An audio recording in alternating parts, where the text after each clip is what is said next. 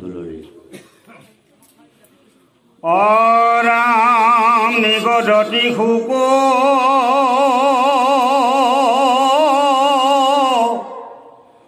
কথা অনন্তৰে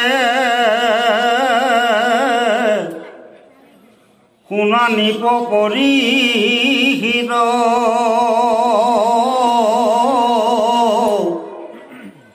পৰম ভকত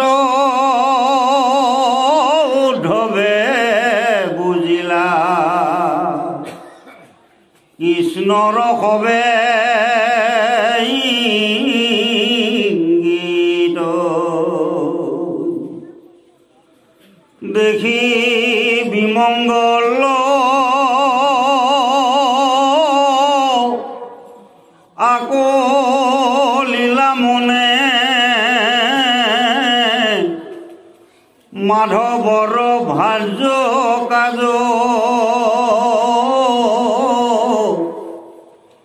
কুল সংহৰিবা বৈকুণ্ঠে লৰিবা এৰায়া দ্বাৰকা বাজ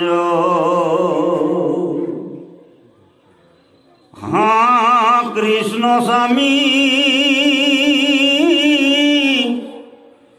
বুলন্তে লুটক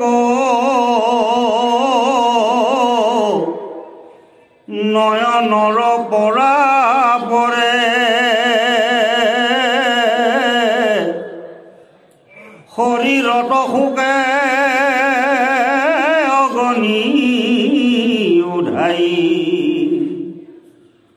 মনে মহামৰ্ম চৰে তেজিয়া নিশ্বাস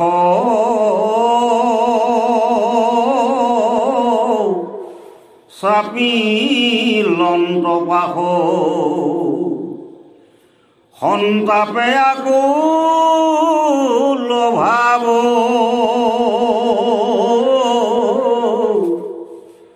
বিৰল থানত পৰি প্ৰণামিলা শিৰে পৰখীয়া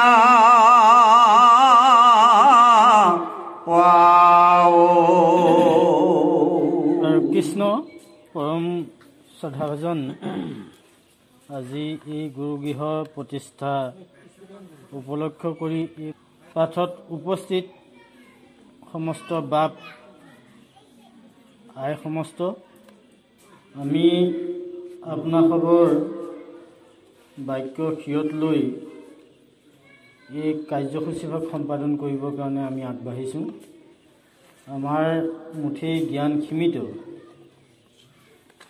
সেয়ে আপোনাসৱৰ সমস্তজনৰে আমি আশীৰ্বাদ বিচাৰিছোঁ। আজি যিটো বিষয়, সেই বিষয়টো একাদশ স্কন্ধৰ অতিকৈ গুৰুত্বপূৰ্ণ এটা বিষয়, কৃষ্ণ উদ্ধৱ সংবাদ, অৰ্থাৎ পৰমাত্মা আৰু জীৱাত্মাৰ কথোপকথন। এই বিষয়টো আপোনাসৱে আগতো চাইছে, যেতিয়াই যিভাৱে চোৱা নাযাওক সদায় নতুনত্ব পাই থকা যায়। আৰু এই কথাখিনি ইমান কৰুণ ৰসৰ কথা, যদি আমি এই কথাখিনি শুনি আমাৰ হৃদয়ত যদি ভকতি ভাৱ উদয় নহয়, তেতিয়াহ'লে বুজিব লাগিব যে আমাৰ কিবা পূৰ্বজন্মৰ বিকাৰ আছে। ভক্তিভাৱ উৎপন্ন হ'বই লাগিব, কাৰণ ইয়াত জীৱাত্মাই কান্দিছে পৰমাত্মাৰ কাৰণে, অৰ্থাৎ উদ্ধৱ মহন্তই কৃষ্ণ বিয়োগ হ'বলৈ যোৱা আগমুহূৰ্তত এই কথাটো যেতিয়া গম পালে যে প্ৰভু ভগৱন্ত এই ধৰাধাম এৰি তেওঁ বৈকুণ্ঠলৈ যাব, তেতিয়া তেওঁ কান্দিছে, ইমানেই কান্দিছে মাটিত বাগৰি বাগৰিও কান্দিছে। গতিকে অতি সাৰগৰ্ভ কথা, একাদশ স্কন্ধটোৱেই গুৰুজনাই এই স্কন্ধটো নিজৰ সংকলিত, কাৰো হাতত কোনো পণ্ডিতৰ হাতত অৰ্পণ কৰা নাই আৰু সমস্ত ভকতি বস্তু ইয়াতেই বন্ধা হৈ আছে। গতিকে এই স্কন্ধটো চোৱাৰ আগত এই ভাগৱত ভাগৰ প্ৰথম আৰু দ্বিতীয় এই স্কন্ধ দুটা কিন্তু আমাৰ জনাৰ আৱশ্যক আছে। কিয় জনাৰ আৱশ্যক আছে? ভাগৱত মূৰ্তিত সেই কথাখিনি প্ৰকাশে কৰিছে। ভকতিটো ক'ত? সদায় চৰণ, প্ৰথমে দ্বিতীয় চৰণ বুলি কৈছে। গতিকে আমি চৰণ দুখানি কথাটো প্ৰথম চিন্তা কৰিব লাগিব। সেই দুখানি চৰণতহে ভকতি বস্তু বান্ধা হৈ আছে। এই তত্ত্বখিনি উপলব্ধি কৰিবলৈ যাওঁতে ভকতিৰ যিখিনি গুৰুত্বপূৰ্ণ তত্ত্বপূৰ্ণ যিখিনি তত্ত্ব, এই তত্ত্বখিনি উপলব্ধি কৰিবলৈ যাওঁতে আমি প্ৰথম পৰ্যায়ৰ পৰা অৰ্থাৎ সৰুৰ পৰাহে আগবাঢ়িব লাগিব। গতিকে একাদশটো ইয়াত প্ৰথমখিনিতে আছে নিমি নৱসিদ্ধ সংবাদ। এইটো গুৰুত্বপূৰ্ণ এটা অধ্যায়। ইয়াত 9জন সিদ্ধ পুৰুষে নিমি ৰজাক 9টা প্ৰশ্ন কৰিছে আৰু 9টা প্ৰশ্ন নিমি ৰজাই কৰিছে, 9জনে ভাগ ভাগকৈ উত্তৰ দিছে। তাৰপিছতে আহি এই পৰু ভগৱন্ত আৰু উদ্ধৱ মহন্তৰ যিখিনি কথোপকথন, এই কথাখিনি প্ৰকাশ কৰিছে। ইয়াত একমাত্ৰ নিৰ্গুণ ভকতি ইয়াত বান্ধা হৈ আছে। এই ভকতি তত্ত্বখিনি আমি অনুধাৱন কৰিব লাগিব, জানিব লাগিব, বুজিব লাগিব আৰু পালন কৰিবলৈ কিন্তু চেষ্টা কৰিব লাগিব। তেতিয়াহে, কাৰণ ধৰ্ম এটা বা ভাগৱত শাস্ত্ৰই হওক, গীতা শাস্ত্ৰই হওক, সমস্ত শাস্ত্ৰই তিনিটা দিশৰ ওপৰতহে বৰ্তি থাকে। এটা হ'ল ব্যৱহাৰিক দিশ, এটা মানসিক আৰু আধ্যাত্মিক। এই তিনিটা ওতঃপ্ৰোত সম্বন্ধ আছে, কোনো কাকো এৰাই নাই। গতিকে যদি ব্যৱহাৰিক দিশটো নাথাকে, বাকী দুটা দিশ থাকি একো কাম নাই। মানসিকভাৱে মই জানিলোঁ, মই মনন কৰিলোঁ, মই হৃদয়ংগম কৰিলোঁ, কিন্তু মোৰ ব্যৱহাৰ নাই, তেতিয়া কাম নহয়। আৰু যদি এই দুটা পালন কৰা যায়, তেতিয়াহে আধ্যাত্মিক তত্ত্বটো উপলব্ধি কৰিব পৰা যাব। আৰু শাস্ত্ৰই সেই কথাটো কি, সমস্ত শাস্ত্ৰই দেখুৱাইছে যে আধ্যাত্মিকভাৱে যেতিয়ালৈকে আমি পূৰ্ণাংগ নহ'ম, অৰ্থাৎ আমি যেতিয়ালৈকে জীৱাত্মাক চিনি নাপাম, তেতিয়ালৈকে আমাৰ ভকতি কৰা নহয়। গতিকে শাস্ত্ৰই আত্মাক জানিবৰ কাৰণেহে শাস্ত্ৰ। মই কোন, মই ক'ৰ পৰা আহিছোঁ, কি কৰিব লাগে আৰু ক'লৈ যাম, এইটোৱে হ'ল শাস্ত্ৰৰ মূল প্ৰশ্ন। গতিকে এই প্ৰশ্ন যেতিয়ালৈকে আমাৰ হৃদয়ত উপলব্ধি নহ'ব, তেতিয়ালৈকে কিন্তু আমি ভকতি কৰিব নোৱাৰিম। গতিকে গুৰুজনাৰ এই স্কন্ধ ভাগ অতিকৈ গুৰুত্বপূৰ্ণ, তাৎপৰ্যপূৰ্ণ আৰু মানৱ জীৱনৰ কল্যাণকাৰী হিচাপে পৰিচিত হৈ আহিছে। এতিয়া আমি ভাগৱত ইয়াত মহামুনি শুকে পৰীক্ষিতৰ আগত এই কথাখিনি প্ৰকাশ কৰিছে যে প্ৰভু ভগৱন্ত বৈকুণ্ঠলৈ যোৱাৰ আগমুহূৰ্তত উদ্ধৱ মহন্তই কৃষ্ণক হেৰুৱাবলগীয়া হোৱাৰ বেদনাত কেনেধৰণে তেওঁ আছে, এই কথাখিনি মহামুনি শুকে পৰীক্ষিতৰ আগত কৈছে। আৰু এই কথাখিনি এনেধৰণে কৈছে যে পৰম ভকত উদ্ধৱে বুজিলা কৃষ্ণৰ হ'ব ইংগিত। এয়া পৰম ভকত হ'লেহে বুজি পোৱা যাব। পৰম ভকত বুলি কৈছে। তাৰমানে ভকতৰ শ্ৰেষ্ঠ আৰু তেওঁতকৈ আৰু ভকত নাই। গতিকে এই ভাগৱত শাস্ত্ৰ সৃষ্টিৰ আগমুহূৰ্তত সেইকাৰণে মহামণি শুকে পৰীক্ষিতক প্ৰকাশ কৰিছিল যে তুমি মহাপুৰুষৰ সেৱক হোৱাৰ কাৰণেহে তুমি ভাগৱত শুনাৰ এই সৌভাগ্যটো তোমাৰ ঘটিছে আৰু তোমাক কোৱাৰ প্ৰয়োজন আছে। শুক নিগদতি পৰীক্ষিত, যদিও আমি নিগুণত থিত, তথাপি উত্তম শ্লোকৰ মহিমা গুণে, কৰিলেক মূৰ বৈশ্য চিত্ৰ, ভাগৱত গ্ৰন্থ বিপৰীত, পৰম সন্তোষে পঢ়িলোঁ আমি আপোনে। শুকমুনিয়ে পৰীক্ষিতক কৈছে। তাৰপিছত কি ক'লে? ই শাস্ত্ৰ কহিবো তোমাত, তুমি আকৌ শুনিবাৰ পাত্ৰ, মহাপুৰুষ সেৱক তুমি সম্প্ৰতি। ই শাস্ত্ৰ শ্ৰদ্ধা মাত্ৰ কত, মুকুন্দৰ পাদ পংকজত, আতি শীঘ্ৰে হুৱে তাৰ জানা সতিমতি। গতিকে চাওক, ইয়াত পৰম ভকত হোৱাৰ কাৰণে কৃষ্ণ যে বৈকুণ্ঠলৈ যাব এই ইংগিতটো উদ্ধৱ মহন্তই লাভ কৰিছে। আৰু ভাগৱত তত্ত্বক আমি জানিবলগীয়া হ'লে আমি মহাপুৰুষৰ সেৱক কিন্তু হ'ব লাগিব। পৰীক্ষিত মহাপুৰুষৰ সেৱক হোৱাৰ বাবেই যোগ্য হিচাপে বিবেচিত কৰিছে মহামণি শুকে। গতিকে আমি মহাপুৰুষৰ সেৱক হৈছোঁ নে নাই, এই কথাটো আমি উপলব্ধি কৰিব লাগিব। এইটো নিজে নিজেহে গম পাব। এতিয়া ভাগৱত শাস্ত্ৰ আমি শুনিবলৈ কিয় আহিব লাগে? ভাগৱত জনাৰ আমাৰ কি প্ৰয়োজনীয়তা আছে? এই প্ৰশ্নটো আমি কৰিব লাগিব। কাৰণ আমাৰ মনত অবিৰাম গতিত এখন যুদ্ধ চলি আছে। অবিৰাম গতি কি যুদ্ধ? সেইখন যিখন কুৰুক্ষেত্ৰ যুদ্ধ বুলি শাস্ত্ৰই কৈছে। আমাৰ মনটো ইমানেই চঞ্চল, এই মনে প্ৰত্যেক মুহূৰ্ততে কিবা নহয় কিবা ভাবিয়ে আছে।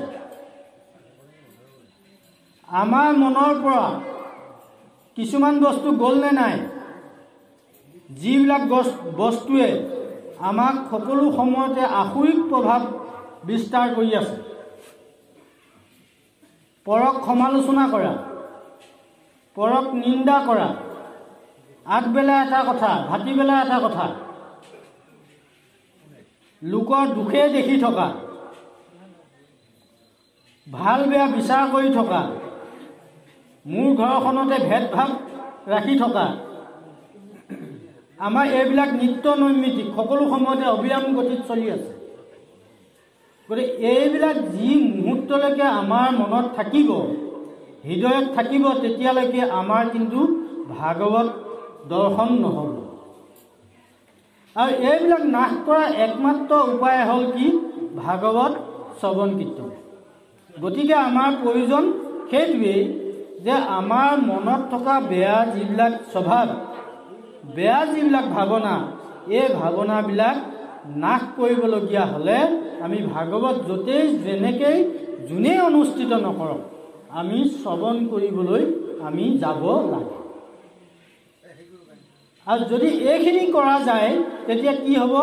আমাৰ মনুষ্য জন্ম ধৰা সাৰ্থক হ'ব, আমাৰ পৰিয়াল পৰিকল্পনা কৰাত সাৰ্থক হ'ম, আমাৰ ল'ৰা ছোৱালীক আমি সংস্কাৰমুখী শিক্ষা দিবলৈ আমি আগবাঢ়িব পাৰিম, শিকাব পাৰিম। মোৰ ল'ৰাটো বোৱাৰীজনীক নাতিটোক মই সংস্কাৰমুখী কৰিবলৈ শিক্ষা দিব পাৰিম। গতিকে আমি যদি এই কথাখিনি ভাগৱতৰ আশ্ৰয় নলওঁ তেতিয়াহ'লে আমি এই শিক্ষাখিনি অৰ্থাৎ মোৰ পৰিয়ালটোত মই নিজকে সংস্কাৰমুখী কৰিব নোৱাৰিম। আৰু যেতিয়ালৈকে আমি সংস্কাৰমুখী নহ'ম তেতিয়ালৈকে কিন্তু আমি ভাগৱত শুনি বুজি একো লাভ নহয়। শুনি এইবিলাক উপলব্ধি কৰিব লাগিব, অনুধাৱন কৰিব লাগিব, পালন কৰিব লাগিব, তেতিয়াহে সংস্কাৰ আপোনা আপুনি আহিব।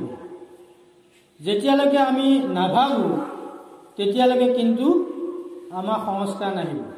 গতিকে মাধৱ পুৰুষে ঘোষাত একদম শেষৰ টোকাটোত দিছে, জানিও ভাবিও ভাই, ভজিও ভাই, ভগৱন্ত পাৱে।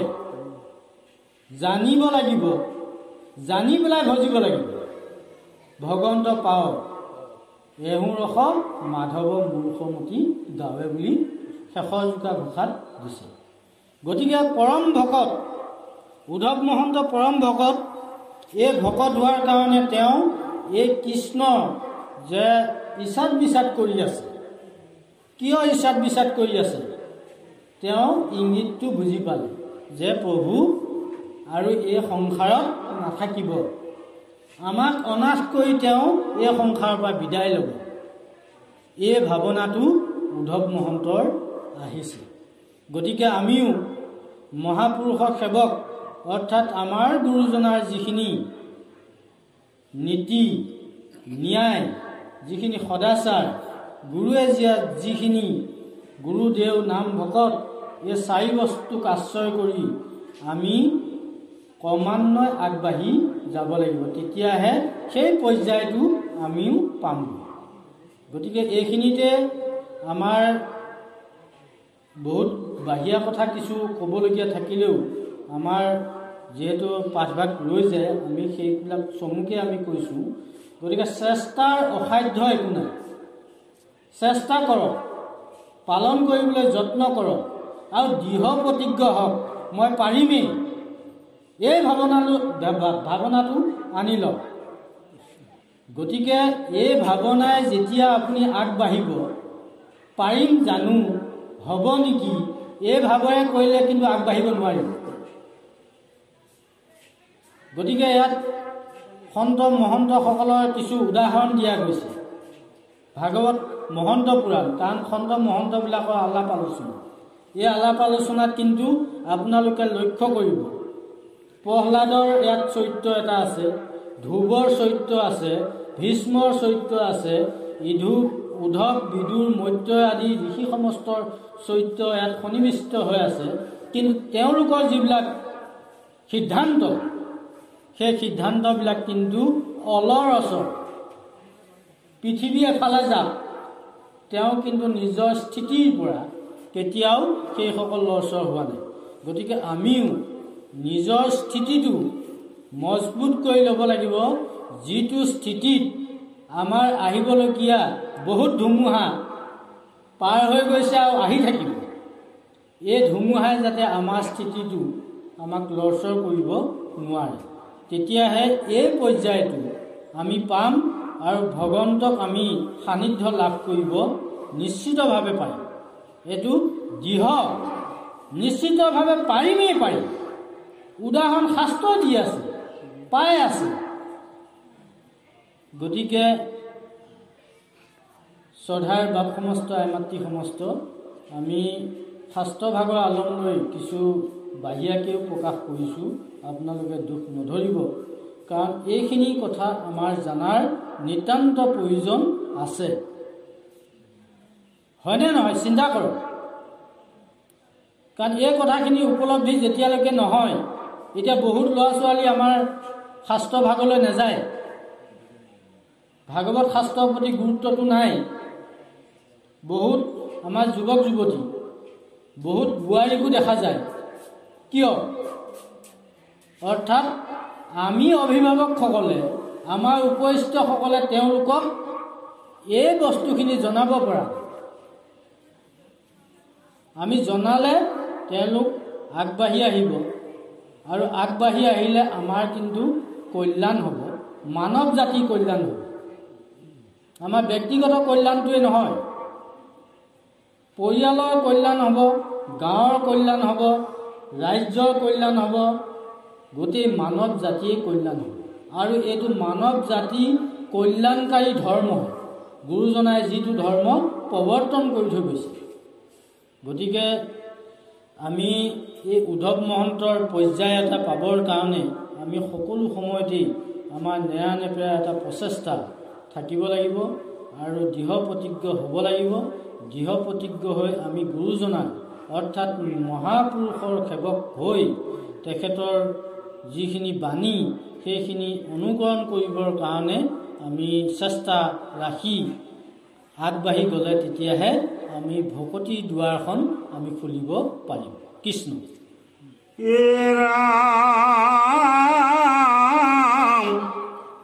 কৃষ্ণৰ বিয়োগে আগি অন্তৰ্গতে হৃদয় দগধ কৰে শোকে মুখমুখী কৰন্ত কন্দ্ৰন নয়নৰ নীৰ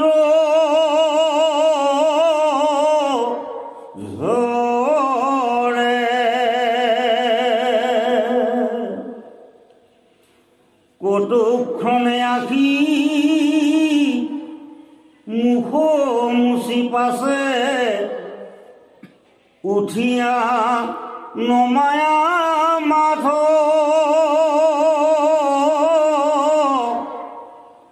কৰি গীতাঞ্জলি বুলিবে লাগিলা খুকে গদ গদ মাত। এতিয়া উদ্ধৱ মহন্তই কি কৈছে? তেওঁ কান্দি কুটি ব্যাকুল হৈছে। কাৰ কাৰণে? ভগৱন্তৰ কাৰণে। তেওঁ গম পাইছে যে প্ৰভু যাবগৈ। তেওঁ মাত গদ গদ হৈ গৈছে, মাথা দমাই থাকিবলগীয়া হৈছে, চকু পানীয়ে তেওঁ বাট নেদেখা হৈছে। এই অৱস্থাটো উদ্ধৱ মহন্তৰ হৈছে। কিয় হৈছে? যিজনৰ ছত্ৰছায়াত আজি ইমান দিন এই শিশু অৱস্থাৰ পৰাই তেখেতৰ লগতেই আছিলোঁ, তেখেতে এৰাখিনিহে মই খাইছিলোঁ, তেখেতে পিন্ধা বস্ত্ৰহে মই পিন্ধিছিলোঁ, একেলগে শয়ন কৰিছিলোঁ, একেটা কোঠাতেই আছিলোঁ, তেনেকুৱা এজন পৰম বান্ধৱ আজি বিদায় ল'ব। এইটো মৰ্ম বেদনা, কিমান এটা সাংঘাতিক বেদনা। এতিয়া আমাৰ যদি আত্মীয় এজন বিদায় লোৱা অৱস্থাত আমাৰ কি হয়? আমাৰ তেনে এটা অৱস্থা আহে। কিন্তু সেইটো আমাৰ যিটো অৱস্থা আহে আৰু উদ্ধৱ আৰু কৃষ্ণৰ যিটো অৱস্থা হৈছে উদ্ধৱ মহন্তৰ, এইটো পাৰ্থক্য আছে। এইটো কাৰ প্ৰতি হৈছে? একমাত্ৰ পৰম পুৰুষ ভগৱন্তৰ কাৰণে হৈছে। আমি এই সংসাৰলৈ আহিছোঁ যেনেকৈ এখন ডাঙৰ অৰণ্যত এটা সৰু নাদত বিভিন্ন ঠাইৰ পৰা জীৱ জন্তু পশু পক্ষীবিলাকে আহি পিয়াহ গুচাবৰ কাৰণে নিৰ্দিষ্ট সময়ত পানী গ্ৰহণ কৰে। আমিও কিন্তু সেই পৰ্যায়ত এই সংসাৰলৈ আহিছোঁ। আমি কিন্তু এৰাই হৈ গুচি যাম। এইখন আমাৰ আলহী ঘৰ। কোনো কাকো ধৰি ৰাখিব পৰা শক্তি নাই। আমি যেনেকৈ জন্ম হৈছোঁ অকলে আৰু অকলে বিদায় ল'ব লাগিব। মোৰ যিমানেই আত্মীয়জন নাথাকক, তেওঁ কিন্তু মোক এই মৃত্যুটোক ৰক্ষা কৰিব নোৱাৰে। এতিয়া উদ্ধৱ মহন্তই ভগৱন্তৰ কাৰণে কান্দিছে। এতিয়া ভগৱন্তক তেওঁ জানিলে, তত্ত্বৰূপে তেওঁ জানিলে যে এইজন পৰম পুৰুষ ভগৱন্ত। এই ভগৱন্তৰ কাৰণে আমি কান্দিব পাৰিছোঁ জানো? কেতিয়া কান্দিব পাৰিম? পাৰিম যেতিয়া আমি ভাগৱতৰ ৰসটো পাম। প্ৰকৃত ৰসটো যিদিনাখন উপলব্ধি কৰিব পাৰিম, সেইদিনাখন আমিও তেওঁৰ নাম গুণনাম শ্ৰৱণ কীৰ্তন কৰিলে আমাৰ হৃদয় দগ্ধ হ'ব আৰু আমাৰ চকুৱেদি চকুলো বাঢ়ি হ'ব।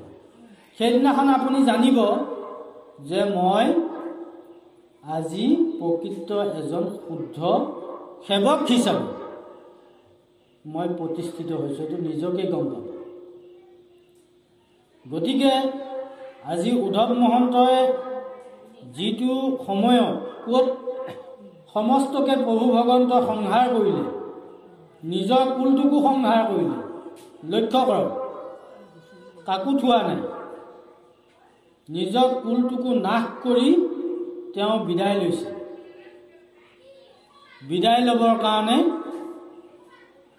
এজোপা আঁহত গছত, অস্বস্থ বৃক্ষ গছত আউজি বহি থাকোঁতে তেওঁ খৰবিদ্ধ হৈছে। গতিকে আমি ঈশ্বৰ নিৰাকাৰ, কিন্তু ঈশ্বৰ সাকাৰ, সাকাৰৰ পৰা নিৰাকাৰ। আজি সাকাৰক উদ্ধৱ মহন্তই ভজনা কৰিছে। সাকাৰক এনেধৰণে ভজনা কৰিছে, মূৰ্তিমান এজন ভগৱন্ত পৰম পুৰুষ তেওঁ সাক্ষাতে বিদ্যমান হৈ আছে। গতিকে আমাৰ হৃদয় মন্দিৰতো আমি বিদ্যমান কৰি ল'ব লাগিব। আমাৰ হৃদয় মন্দিৰখন মন্দিৰ কেতিয়া হ'ব? যিদিনাখন আপুনি এই ভাগৱতৰ ৰসটো পাই যেতিয়া কৃষ্ণৰ কথাত ৰসিক হৈ যিদিনাখন আপুনি চকুলো নিগৰিব, সেইদিনাখন আপুনি এই প্ৰকৃত ৰসটো পালে হৃদয় মন্দিৰত আপুনি ভগৱন্তক প্ৰতিষ্ঠা কৰি ল'ব পাৰিব। গতিকে সেই পৰ্যায়টো পাব লাগিব। আৰু উদ্ধৱ মহন্তৰ এই যিটো কাৰুণ্য, নম্ৰতা, দাস্যতা ইয়াত প্ৰকাশ কৰিছে, সেই ভাৱনা আমাৰ হ'ব লাগিব। নম্ৰও নম্ৰ, নম্ৰতা অবিহনে কোনো শিক্ষা আহৰণ কৰিব নোৱাৰে। এইটো প্ৰমাণ আমি এটা সৰু উদাহৰণৰ দ্বাৰা দিছোঁ। ৰামায়ণত ৰাৱণক যেতিয়া শৰবিদ্ধ কৰিলে, শৰবিদ্ধ কৰি যেতিয়া তেওঁ মাটিত পৰি আছে ৰাৱণ, তেতিয়া ৰামে লক্ষ্মণক পঠাইছিল যে লক্ষ্মণ ভাতৃ, তুমি ৰাৱণৰ ওচৰত ধৰ্ম নীতি আৰু ৰাজনীতি শিকিবৰ কাৰণে আগবঢ়া, তুমি যোৱা। তেতিয়া লক্ষ্মণে কৈছিল যে ইমান এটা দুৰ্দান্ত অসুৰ, তাৰ পৰানো মোৰ ধৰ্ম নীতি আৰু ৰাজনীতি শিকিবলগীয়া কিবা আছে নেকি? প্ৰশ্ন কৰিছিল। তেতিয়া ৰামে বুজাই দিছিল যে অসুৰ হ'ব পাৰে, কিন্তু ৰাৱণৰ নিচিনা এই সংসাৰত ভক্ত নাই, কলাকাৰ নাই, সংগীতজ্ঞ নাই, বিভিন্ন গুণৰ পৰাভৱ তেখেতৰ হাতত আছিল, ৰাৱণৰ হাতত। তেওঁ অসুৰ হয়, কিন্তু বহুত কলাৰ অধিকাৰী হৈ আছে। গতিকে তুমি যাব লাগিব, তুমি যোৱা।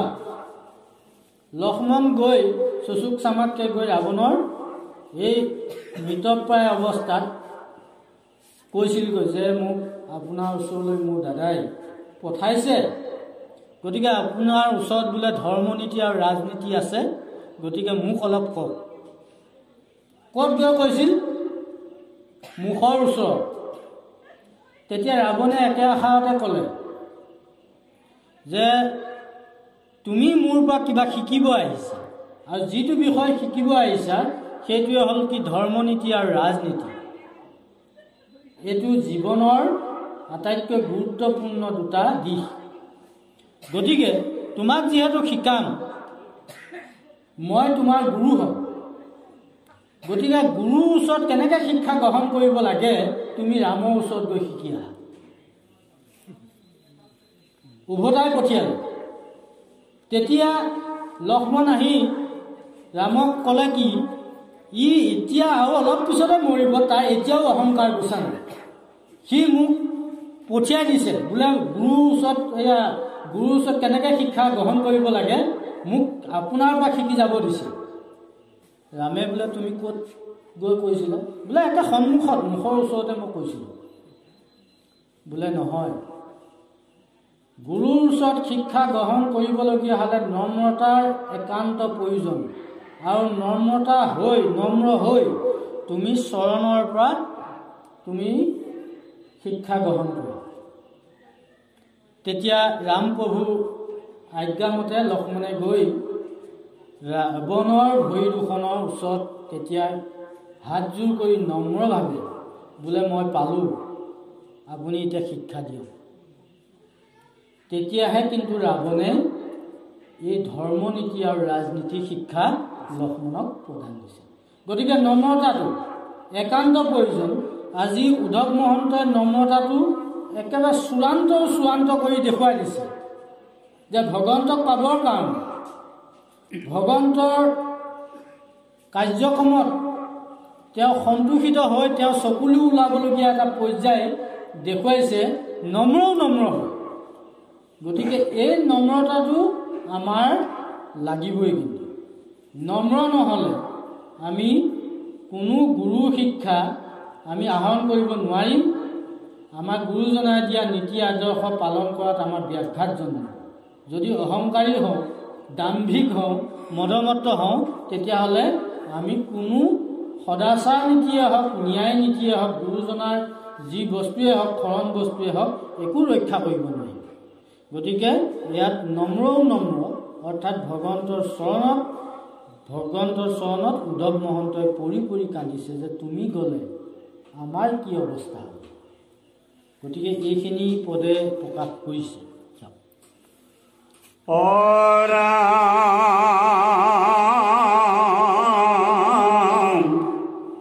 বংশক সংহৰি এৰি ভূমি তুমি যাইবা জানিলিহু আমি ঋষি খাব পাব ব্যৰ্থ নকৰিলা সিহেতু জগত